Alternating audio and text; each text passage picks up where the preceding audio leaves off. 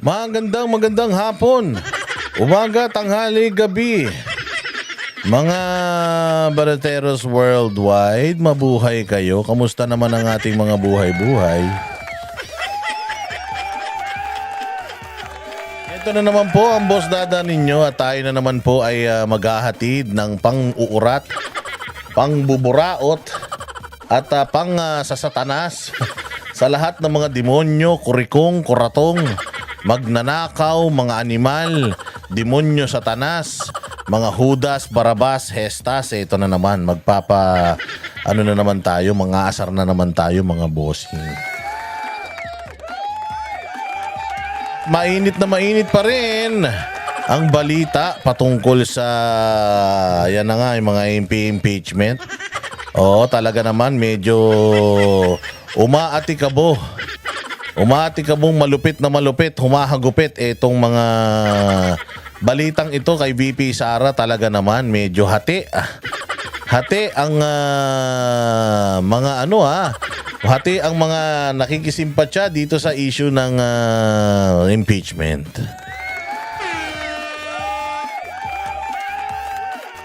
Pero mga bossing, talaga naman nabuksan ng isip at ang puso ng lahat ng mga kababayan natin Pilipino. Oo, galit na galit ang mga kababayan natin mga Pilipino ngayon, mga bossing. Dahil ang pinakamamahal nilang si VP Sara ay in the verge of being removed to power. Ewan ko ba naman? Itong mga loko-loko, mga gunggong at mga walang silbing, mga mambabatas natin na mga walang kwentang tao.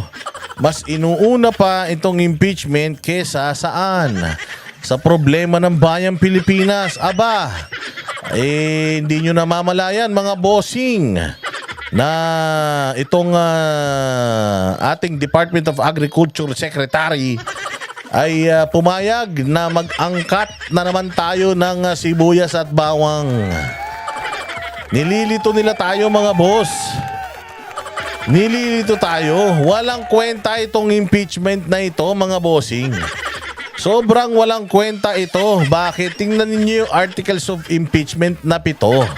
Yung 7 articles of impeachment mga bossing, walang kakwenta-kwenta. Conspiracy to assassinate, malversation of funds, bribery and corruption, unexplained wealth, involvement in extrajudicial killings, destabilization, totality of Vice President's conduct, walang hiya. Lahat ng mga ibinibintang nila dito kay BP, mga bossing, sila ang may gawa eh. Tapos ito lang. Kamakailan lang. Nito lamang ay merong speech, mga bossing. May speech si Bongbong Marcos. At sinabi ni Bongbong Marcos, mga bossing, na hindi daw si Sandro Marcos, mali. Na si Sandro Marcos daw ay humingi sa kanya ng advice patungkol dito sa impeachment. At inadvisean daw niya si Sandro Marcos na gawin kung ano yung sa tingin niyang tama. Gago ka pala eh. Bobo ka talagang animal kang Bongbong Marcos ke. Ikaw na nagsabi hindi ka pabor dito sa impeachment na to. Hindi ka pabor sa impeachment pero pinabayaan mo. Pinabayaan mo yung anak mo na pumirma. Anong tawag dun?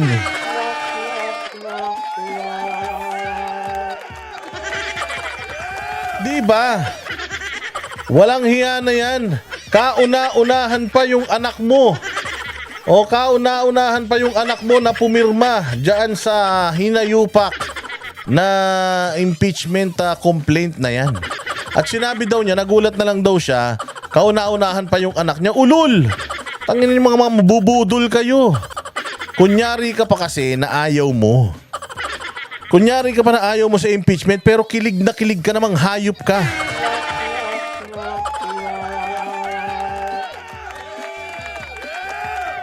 Ikaw naman talaga may gusto niyan. Ikaw naman may pakana niyan. At saka si Romualdez, lokohin yung lelang nyo. Kaya nyo naman pinipilit na ma-impeach ito si VP Sara, BBM. Kasi nga, alam nyo na nasukol kayo doon sa hinayupak na blanco-blankong item dyan sa BICAM report. Blanco-blankong item, hindi pa rin ini-explain ng Kongreso ngayon. Putangin na nyo na una pang ma-file tong impeachment ni VP Sara. Kesa ipaliwanag nyo sa mga mamamayang Pilipino kung sino po ang pumirma, kung sino po ang nag-fill in the blanks ng mga blankong item dyan sa BICAM report. Mga hayop kayo, nililin lang nyo kami ha. Minadali-madali nyo pa yan ha. Gusto nyo pang ipakulong yung mga vloggers ha. Minadali-madali nyo pa tong hayop na na ito ha, impeachment na ito para hindi po kami nakakalimot. Huwag kayong mag-alala, kaming mga Magnificent 40. Wow. Magnificent 40 tawag nila sa amin yung mga 40 ipinatawag ng kamera para ipakulong at hindi mag-ingay patungkol dito sa mga hocus-pocus magic na ginagawa nila. Tanginan yan, masyado kayo nakafocus dito sa impeachment na to. Wala to, hindi magfa-fly ito.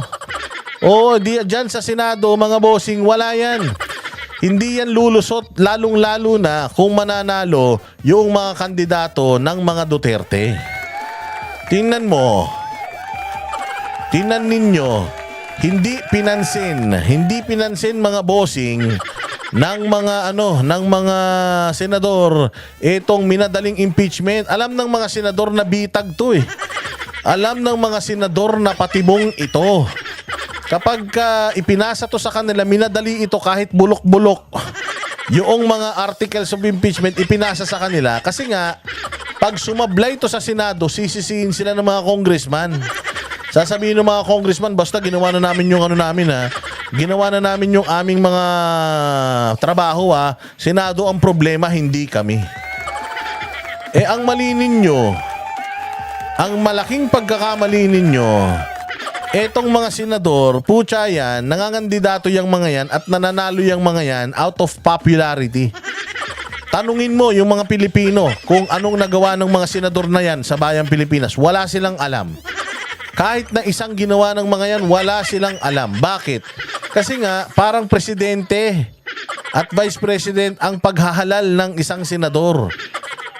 Popularity, importante yung image. Ngayon, mga bossing, kung ikaw ay isang senador tapos ang image mo ay nagpa-impeach ka kay VP Sara, putang ina, isusuka ka ng mga Pilipino. Isusuka ka. Ang daming re-electionist. Ilang mga senador ang re-electionist ngayon? Do you think mga bossing aasikasuhin nila yung hinayupak na impeachment ninyo? Nek-nek nyo. Kung natulog yan dyan sa kamera ng ilang linggo at dito sa Senado matutulog pa yan ng ilang pambuwan, sigurado tayo lalabnaw na yan. At habang nakareses, nakapahinga ang Senado, nag-adjourn na sila, balik nila sa June 2 na pagtapos na ng eleksyon, mag-iingay tayo, mangangampanya tayo at ikakandidato natin ngayon. Nagkaroon tayo ngayon ng lalong matinding pangangailangan. Pangangailangan ng kakampi sa Senado. Kaya magtutulong-tulong ang lahat ng mga Pilipino.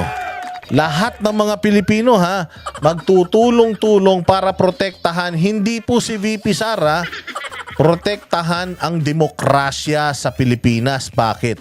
Si VP Sara ay inihalal ng taong bayan. Pinakamaraming botante ang bumoto sa kanya sa history ng ating politika. Ibig sabihin siya ang pinakasikat, pinakasumikat na politiko, pinakaminahal ng tao, 32 million na boto. Balikan ninyo lahat ng eleksyon sa buong Pilipinas, wala pang nakakuha ng ganyan ka-overwhelming na vote. Mas malaki pa yung boto niya kaysa kay BBM. Lahat ng mga bumoto kay BBM, bumoto kay Inday, pero hindi lahat ng bumoto kay Inday, bumoto kay BBM katulad namin. Kaya mas kailangan Mas kailangan natin ngayon mga bossing ang may panalo ang PDP senatorial slate. Lahat yun. Kailangan natin kasi tingnan mo, sobrang delikado itong impeachment na to sa Senado. Bakit? Bakit to delikado mga bossing ha? Unang-una sa lahat, diyan daw sa Kongreso bumaha ng pera. Accordingly, sabi sa mga reports sa social media, 150 million daw ang kinita ng bawat pumirma. Again, pera natin yun ha. Pera ng taong bayan yun ha. Walang may-ari ng pera na yun kundi tayo. Sabi ko nga sa inyo, kaya nadoble eh. Nadoble yung budget ng Kamara eh. Dahil magkakaroon pala ng mga ganitong ayudahan eh. So ganyan mga bossing, mas delikado dito sa Senado. Bakit? Bakit kanyo? Lalo na sa June 2, yung magsisimula yung pagdidiscuss nila patungkol dito sa impeachment na ito. Magsisimula sa June 2. So, delikado tayo kung hindi mananalo yung mga kandidato ni PRD. Pag hindi nanalo yung mga kandidato ni PRD, pucha yan, sigurado impeach yan si VP. Bakit mo nasabi, Boss Dada? Tanginan nyo na, bayaran nga yung 200 plus na mga congressman di umano. Di mas lalong kayang bayaran tong 16 kasi ang kailangan lang 16 hanggang 18 lang yata na boto para ma-impeach si VP. Ma-i-impeach yan. So kung kaya nilang magbayad sa Kongreso, mas kayang-kaya nilang magbayad sa Senado. Kayang-kaya nila yan mga bossing, bayaran niyang Senado, maniwala kayo. Kahit sa ayaw at sa gusto ninyo, yung mga kaibigan nga ni Inday Sara diyan sa Kongreso, putang ina, lahat nagsipirma Nagsipirma lahat. Yan ang nagagawa ng pera. By the way, yun daw kumakalat na isang post ng isang congressman diyan sa Cotabato yata yan. Hindi daw totoong sinabi niya yun Kaya wag nyo daw ipapakalat yun. Kaya ako yung post ko dun is kung totoo ito. Kung totoo ito. Diyos ko po. Talaga naman. Kung totoo yun, talagang karimari-marim yun. Kaya yan ang sinasabi natin. Importante ngayon ang manalo ang lahat ng mga kandidato ng PDP. Lagay nyo unang-una sa balota nyo si Pastor Apollo Kibuloy, tapos si Jimmy Bondoc, si Bato, si Bongo, si Vic Rodriguez, si Marcoleta. Ilagay nyo na lahat kagad dyan. Kasi sa panahon ngayon, sa current na Senado mga bossing, si Bato at si Bongo at si Robin lang ang sigurado tayo na atin. Mantakin mo 24 yan. Tanginan yan, sigurado hindi boboto sa atin yan. Sila Binay na yan, yan Tulpo na yan, yang Rapi Tulpo na yan, kupal na yan, pamilya niya bumoto para i-impeach si BP Sara So yari tayo dyan. Sino pa?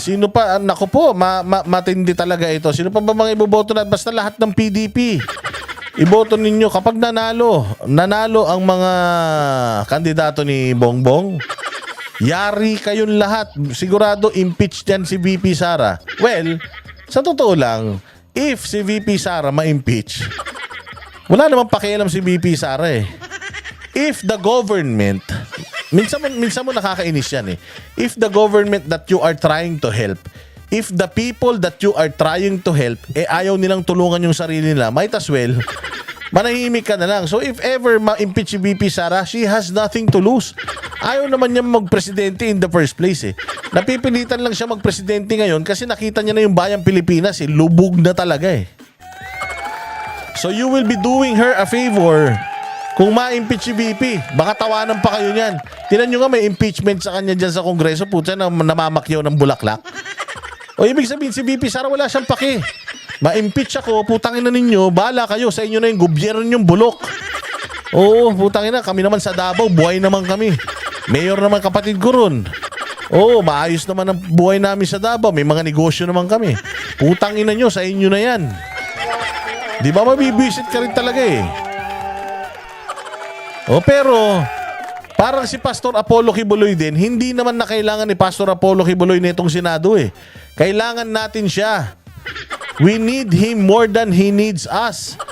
If hindi manalo si Pastor Apollo Kibuloy, continuous pa din ang kanyang buhay. Magbabalik siya sa simbahan nila, palalaguin niya ito, payayamanin niya ito, pararamihin niya yung kanilang mga miyembro, i-expand niya pa yan hanggang sa kabilang universe. O tuloy-tuloy lang ang buhay, walang nawala sa kanila, ang nawalan tayo.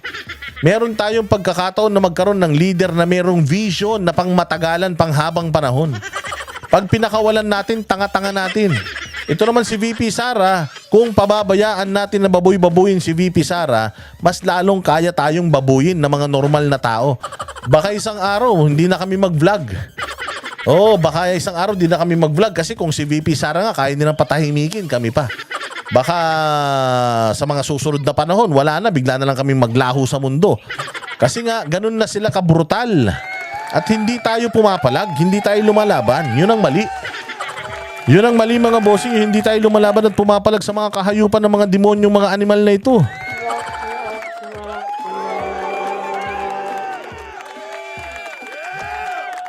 Kaya mag-ingat-ingat tayo ng maigi, ha? Ingat-ingat tayo ng maigi dahil, Diyos ko po, kapag ka natalo ang slate or konti lang ang pumasok sa slate ng mga Duterte, si Inday Sara is as good as impeached already.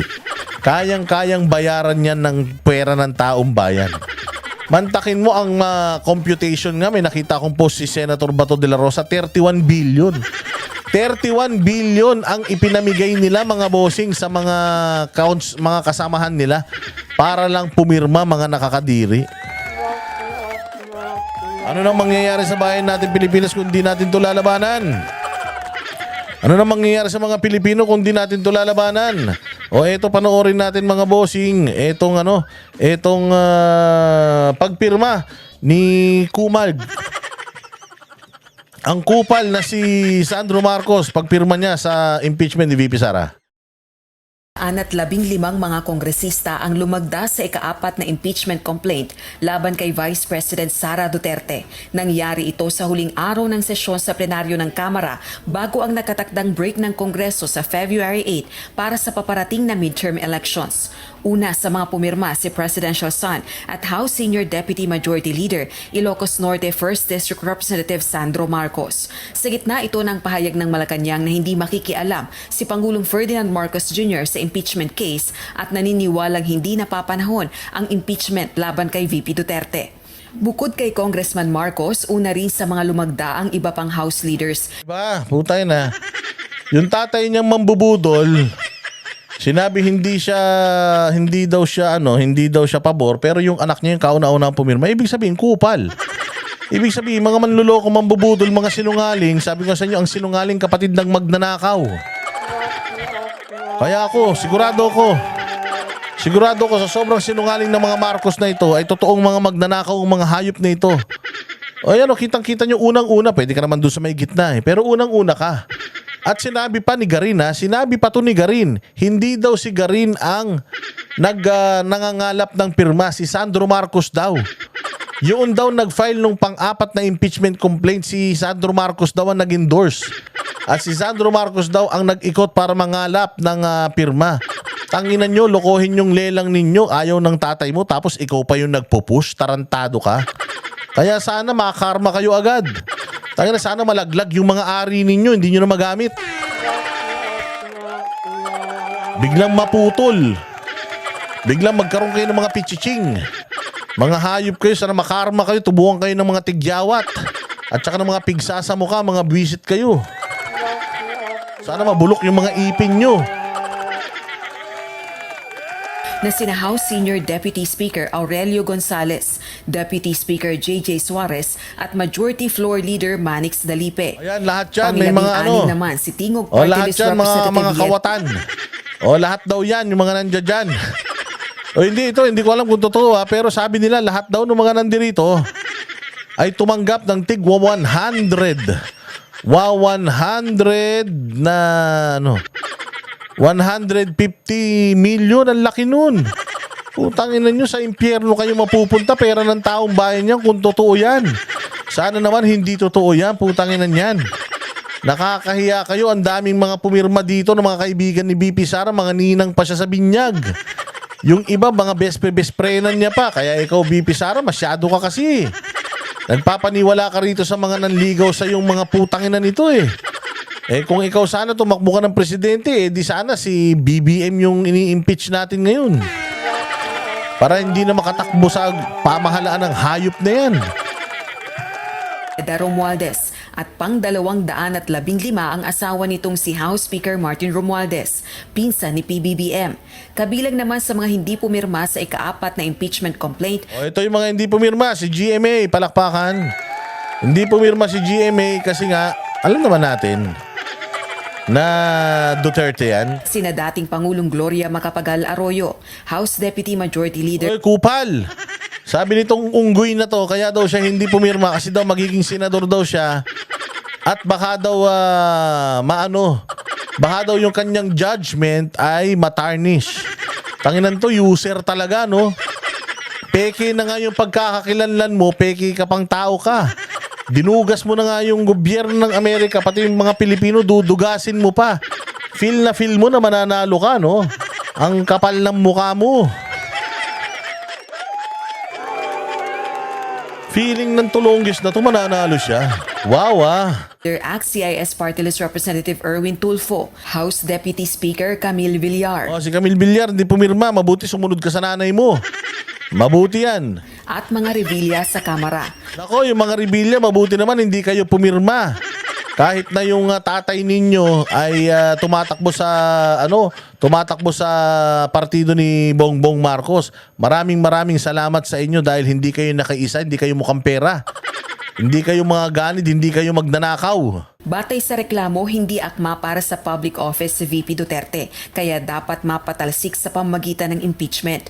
Kabilang sa 7 grounds for impeachment ang pagsira sa tiwala ng publiko at paglabag sa konstitusyon dahil sa umano'y planong pagpapatay ni VP Duterte sa pamamagitan ng isang assassin kina Pangulong Ferdinand Marcos Jr. Ulol, yung mga nga dyan, makakaliwa nga dyan, pumapatay ng mga sundalo eh. Wala nang warning yun. Naghahatid lang yung mga sundalo ng relief goods. Putang ina, pagpapapatayin ng mga hayop ng mga komunista na to. Tapos kayo pa mismo ang gumawa, bumalangkas na itong mga articles of impeachment na to. Mga hayop kayo, mga komunista kayo. Di ba pinapatay nyo mga pulis, sundalo? Di ba ina-ambush nyo yung mga militar? Di ba may nakaraan, meron pa kayong binombang bata? Diyan na dating na player ng FEU sa football, mga buwisit kayo. Tapos ngayon sasabihin nyo, assassination, eh kayo nga, matagal nyo nang nilalabanan ng gobyerno eh. First Lady Lisa Araneta Marcos at House Speaker Romualdez sa isang live broadcast. Gayun din ang betrayal of public trust at katiwalian dahil sa umano'y maling paggamit at paglustay ng confidential funds. Maling paggamit at paglustay? Maling paggamit, ibig sabihin ginamit. Oh, maling paggamit, mali kasi ayaw niyong tanggapin kung paano niya ginamit. Eh, confidential funds nga yan, discretion niya kung saan niya dadalhin yung pera na yan. Ang importante, nagpakita siya ng proof. Nagpakita siya ng mga resibo kung saan ibinigay ito. Ngayon, yung mga sinasabi niyong Mary Grace Piatos, tanga. Intel nga eh. Ako, Boss Dada. Buta, hindi naman yun ang totoo kong pangalan. Pag binayaran mo ko dahil intelligence officer mo ko, Boss Dada, ilalagay mo dun. Hindi yung totoo kong pangalan. Tanga ka ba? Sinong gagong asset ang maglalagay? Kaya nga may alias yan. Alias Rosebud. Alias Picoy. Di ba? Di ba si Rizal Tiberos may ganyan? Alias Picoy. Alias Picoy. Alias ganito. Alias Commander Robot. Di ba kaya nga ganyan yung mga alias-aliasan nyo kasi ayaw nyong ipaalam yung mga totoo nyong identity pangalan dahil delikado yan sa pagganap nyo ng trabaho. Kundi ba naman mga bobo talaga tong mga congressman na to. Ng Office of the Vice President at Department of Education. Bahagi rin ng reklamo ang panunuhol umano dahil sa Panunuhol, putangin na nyo. Bumabaha nga daw ng pera dyan eh. Dahil sinuhulan nyo para pumirma kay VP Sara eh. Tapos ngayon kayo pa yung nagsasabi ng si VP Sara yung nanunuhol. Ang liit na halaga nung pinag-aawayan nyo. 60 plus million lang, 68 million lang yata yun. 1.5 billion per day na flood control project yung sinasayang nyo. Pero bumaha pa rin daw ng pera dyan sa Kongreso. Di umano. Di umano Di umano. Maraming mga nagkalat na mga post sa social media na sinasabing nagkabayaran ng 150 each. Grabe, tapos may akap pa. Agi ng monetary gifts sa DepEd officials. Gayun din ang umano'y hindi maipaliwanag na yaman at Hindi pagpalya may paliwanag na yaman. Pucha yan, yung mga congressman nga, maraming mga mamahaling relo eh. Saan galing yan? Magkano lang sweldo ng congressman? Tanginan nyo, lokohin yung lelang nyo. Parang si Chavit Singson lang din dati yan. Yung kanyang mga ginawang kabulastugan, ipinasa niya kay ERAP, kaya alam na alam niya kung paano ginawa yung krimen. Kaya yung pagkakakwento niya convincing kasi nga siya mismo yung gumawa ng mga krimen na yun. Ganun din ginagawa nito yung mga congressman na nag-file ng kaso na yan, ng impeachment. Sila ang gumagawa nitong mga pinagsasalagay nila dito. yang i-disclose ang lahat ng ari-arian nito sa Statement of Assets and Net Worth o SALN. Bukod dito, sangkot din umano si VP Duterte sa high crime of murder dahil sa extrajudicial Utangin na murder, wala nga siyang kaso. Ni hindi nga nasampahan ng kaso yan. Ni hindi nga nasama sa Quadcom hearing si VP Sara. Utangin na niyan, tapos meron pa siyang murder. Dapat yung mga ganyan murder. Diyan yan, Diyan yan na ifina-file sa korte, hindi dyan sa Senado. Keling sa Davao City. Kabilang din umano ang Vice Presidente sa nagsusulong ng destabilisasyon. At panghuli ang pagkwestiyon Destabilisasyon, hindi nga nagrarally yan. Tamad nga yan si VP Sara sumama sa mga rally. Pinagsasasabi nyo. sa pamuno ni VP Duterte bilang pangalawang pinakamataas na opisyal ng pamahalaan. Pag naghanap ka, pagka naghanap ka ng kapag naghanap ka mga bossing ng mga videos ni VP Sara Duterte na nagsasalita siya ng against sa gobyerno, maghanap kayo na nananawagan siya ng rally, nananawagan siya ng pagbaliktad sa gobyerno. Maghanap kayo, wala kayong makikita.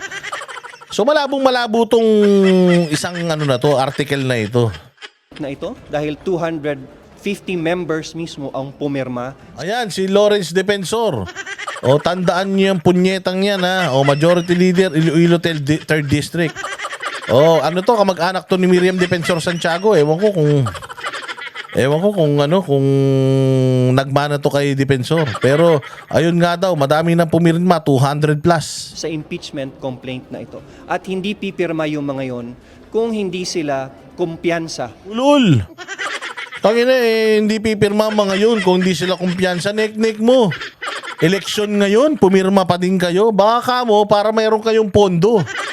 Kaya pumirma yung iba dyan dahil para may pondo sa pangangampanya. Nek mo, putang ina nyo. Lukuhin yung lelang nyong panot. Tangina, maloloko nyo yung mga bobo nyong constituents, pero hindi nyo kami malilin lang. Pumirma ng walang kapalit. Ulul! Sinong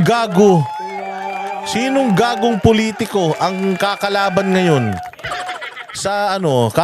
ngayon sa dating administrasyon na sobrang, lalo na si VP Sara, sikat na sikat.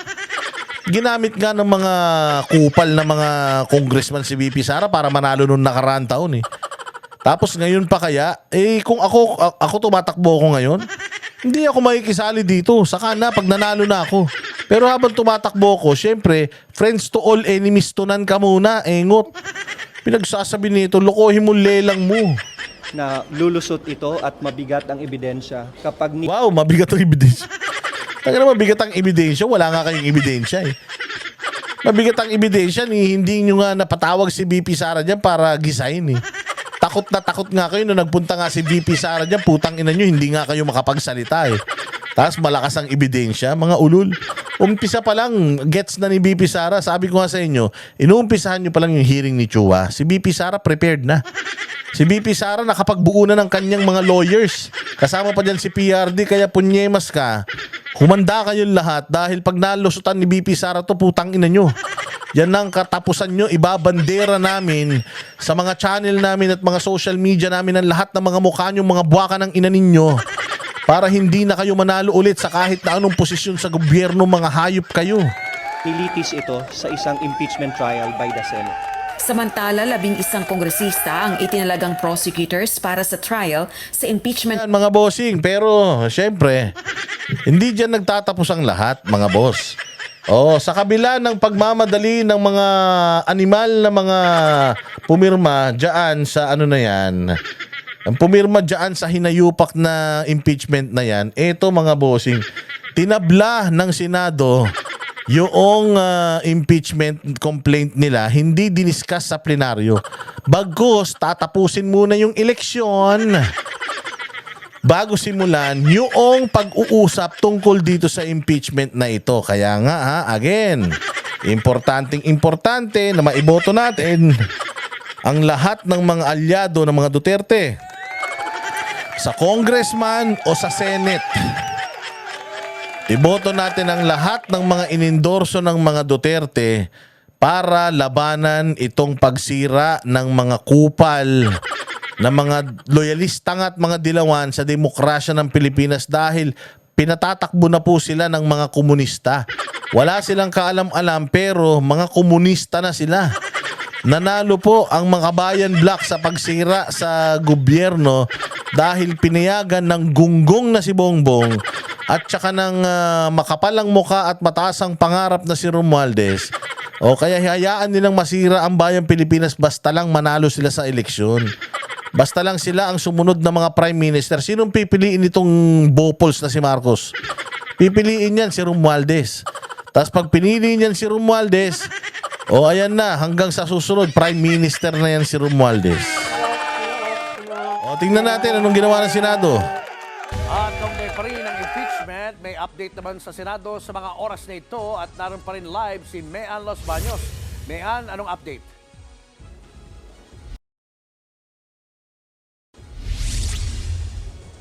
Julius, magandang gabi ulit sa'yo. Mag-aalas 7 ng gabi, nag-adjourn na o tinapos na ng Senado ang sesyon nito para magbigay daan sa break para naman sa eleksyon at kampanyahan, lalo na ng mga re-electionista nito. So ang tanong natin ngayon, dahil nag-adjourn sila at hindi pinag-usapan ang tungkol sa impeachment complaint laban kay Vice President Sara Duterte, ano na ang mangyari sa impeachment trial? Hindi natin nakausap si Senate President Jesus Escudero, hindi na siya nagpa-unlock ng interview dahil may nakaset siyang interview sa ating mga Senate reporters tomorrow morning. Pero nakausap naman natin si Senate Minority Leader Coco Pimentel. Ang sabi niya, ang dapat sanang nangyari kanina habang nasa sesyon pa ay nai-report man lang ng Senado sa plenaryo na in receipt o natanggap na ng Senado yung articles of impeachment laban kay Vice President Sara Duterte. After that, Wala, ibig sabihin ayaw nila. Ayaw nila. Kasi hassle yan eh. Tangina, these senators will go down in history as the ones who's talagang sinira ang demokrasya pag nagkataon. Again, VP Sara was voted by 32 million Filipinos. And itong 32 million na ito, sila lang po ang pwedeng magtanggal dito sa inihalal nilang pinagkatiwalaan nilang pinuno. Hindi kayo. Kaya maraming salamat somewhat kahit papaano itong Senate pinagpaliban. Pero delikado pa din tayo. If they can pay 200 plus congressmen, they can also pay senators. Kasi money is the root of evil. Pagdating sa pera, lahat ng mata lumalaki. Yung mga walang sungay nagkakasungay. Yung mga mabait sumasama. pwede nang mag-convene ang impeachment court. Pero dahil hindi yan nangyari, isa sa posibilidad, Julius, ay malamang sa June na raw talaga itakel itong impeachment case laban kay Vice President Sara Duterte. Pero sabi ni Senator Coco Pimentel, may isa pang posibilidad dahil ang rules naman daw ng Senado pwedeng i-waive anumang oras. Kung mapapag-agrihan ng lahat ng senador na gusto nilang bumuo ng impeachment court kahit walang sesyon, then pwede yan mangyari. So even if naka-break, pag napagkasunduan nila, bubuo ng nagko-convene na sila sa impeachment court at tuloy ang impeachment trial. Oy, Cayetano! Che, pakita mo ngayon kung ikaw ba talaga ay Duterte o trapo ka ding hayop. Oh, hindi ka rin masyadong na pagkikita lately, ha? Then it will happen in the weeks or months to come in the middle of the campaign, Julius. Maraming salamat, Mean Los. Ayun, so mga bossing, ito pong kanilang pangarap ay medyo mabibitin muna. At mainit na mainit itong impeachment, so pwedeng lumabnaw ito habang tayo ay nasa kampanyahan. 'Di ba? Oh, anong masasabi ng Senate President? Anong masasabi ng Senate President dito sa ano na to? Sa impeachment na ito? Pasok. Walang mangyayaring impeachment trial kay Vice President Sara Duterte ngayong naka-break ang Kongreso. Yan ang pahayag ni Senate President Cheese Escudero sa isang press con ngayong umaga. Sa June 2 pa, magbabalik ang sesyon ng Kongreso matapos ang eleksyon sa Mayo. Kahapon, na-transmit na po sa Senado ang kopya ng Articles of Impeachment laban sa Vice President. Pero nag-adjourn ang mga senador nang hindi tinalakay ang tungkol sa impeachment. Sabi ni Escudero, hindi nila mamadaliin at hindi rin nila labis na iaantala ang tungkol sa impeachment trial ni Duterte. Iginiit niya na hindi sila magpapapressure kanino man. Kaninang umaga rin nanawagan ang Makabayan Bloc na ipatawag na ang mga senador para masimulan na ang impeachment trial. Wow! Makabayan Bloc, ipapatawag ang mga senador para masimulan na ang impeachment trial. Galing! Tang-ina, ang sasaya ng mga komunista, oh. Lintik ang mga ngiti, oh. Pucha, ngiting tagumpay yung mga gunggong, oh. Tangina, hati-hati yan. Hati-hati, hati-hati. One for you, one for me, one for you, one for me. Tangina, ito yung mga makabayad. Tama lang talaga yung bansag sa inyo na makabayad. Oo, ayan na nga mga bossing at talaga namang aabangan natin ng matindi itong mga mangyayari, pero katulad ng aking sinasabi, mag-ingat-ingat po tayo at maging mapagmatsyag at alamin kung sino yung mga dapat nating iboto. Kung iboboto ba natin o iboboto kay VP Sara para matanggal sa posisyon. Kasi kung pag hindi kayo bumoto, pag hindi nyo na ipanalo ang mga alyado ng mga Duterte diyan sa Senado, putang ina, finish na si BP. Finish na si BP mga bossing, kaya mas lalo tayong maging masigasig. Mas lalo tayong magtulong-tulong kung talagang gusto natin tulungan si VP Sara, mahal natin si VP Sara at huwag siyang mawala sa posisyon. Iboto natin si Pastor Kibuloy, si Bato, si Bongo, si Marcoleta, si Jimmy Bondoc, si Vic Rodriguez, at si lahat pa ng mga kandidato ng PDP. Siguraduhin natin 'yan. Because if papasok etong mga may utang na loob sa mga Marcos, yari tayo diyan. Yari tayo diyan, dali tayo diyan, delikado tayo diyan mga bossing. Ang dami nila. Yan, Coco Pimentel, pipirma yan.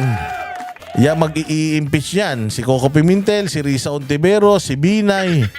Pag nanalo si Erwin Tulfo, yes, si Rapi Tulfo, 5 na kagad sila. Oh, tapos sino pa yung iba? Si Cayetano, di natin alam. Kung manalo si Lito Lapid, yari. Manalo si Bongo, yari. Ay, si Bong Revilla.